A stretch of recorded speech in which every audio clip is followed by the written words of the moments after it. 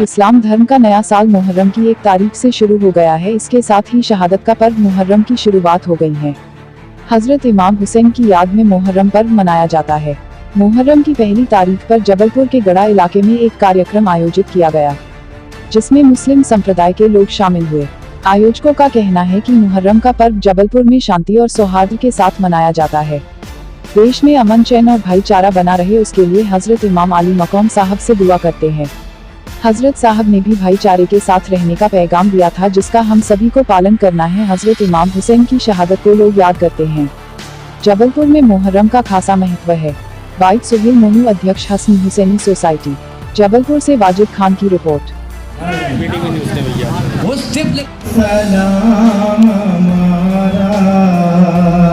दे दो शहीद आज़म बाज़ोर शाहिद नाज़ाए हसरत परवाज़ नाज़ा की है ये हसरत, हम मोमिनों पे इनायत ओ आपकी सरखम ले लो सलाम हमारा, ले लो शहीद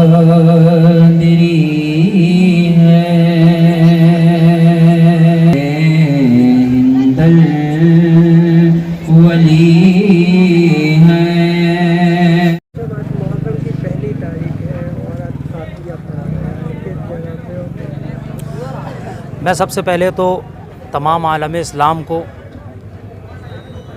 मुहर्रमुल हराम जो 1 तारीख मुहर्रम की लग चुकी है, ये मुहर्रम तो इस्लामी नया साल होता है, लेकिन इस मुहर्रम को जो पहचान सबसे ज़्यादा मिली है वो हज़रत इमाम हुसैन रदी अल्लाह तआला अन्हु की शहादत के बाद से मिली है।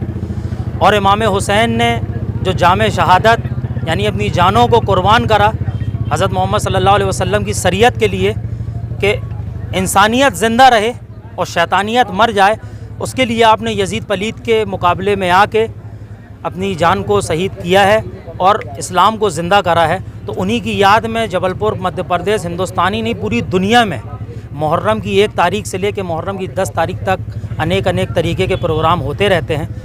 उसी परंपरा को निभाते हुए हसनी हुसैनी सोसाइटी जबलपुर मध्य प्रदेश, जिसका मकसद मानव सेवा खिदमत खल्क है, जो लगातार 6 सालों से जबलपुर शहर ही नहीं पूरे मध्य प्रदेश में मानव सेवा के कामों को अंजाम दे रही है, वो इन कामों के साथ साथ मुहर्रम में हर साल, ये लगातार 6वां साल था हसनी हुसैनी सोसाइटी की गड़ा ब्रांच का हमारी, कि जो इमाम हुसैन के परचम को बुलंद करी है। और हमने ये दुआ करा है कि इस परचम को जिस तरीके से ये बुलंद हुआ है, उसी तरीके से अल्लाह पाक हमारे हिंदुस्तान की अर्थव्यवस्था को भी बुलंद कर दे, हमारी कौमी एकता हमेशा बनी रहे। इस हिंदुस्तान में जितने भी धर्म के लोग साथ में रहते हैं, चाहे हिंदू हों, मुसलमान हों, सिख हों, ईसाई हों, वो सब आपस में एक दूसरे से मोहब्बत से गले मिल के रहें। यही पैगाम इमाम हुसैन का रहा है, यही पैगाम हसनी हुसैनी सोसाइटी का भी है।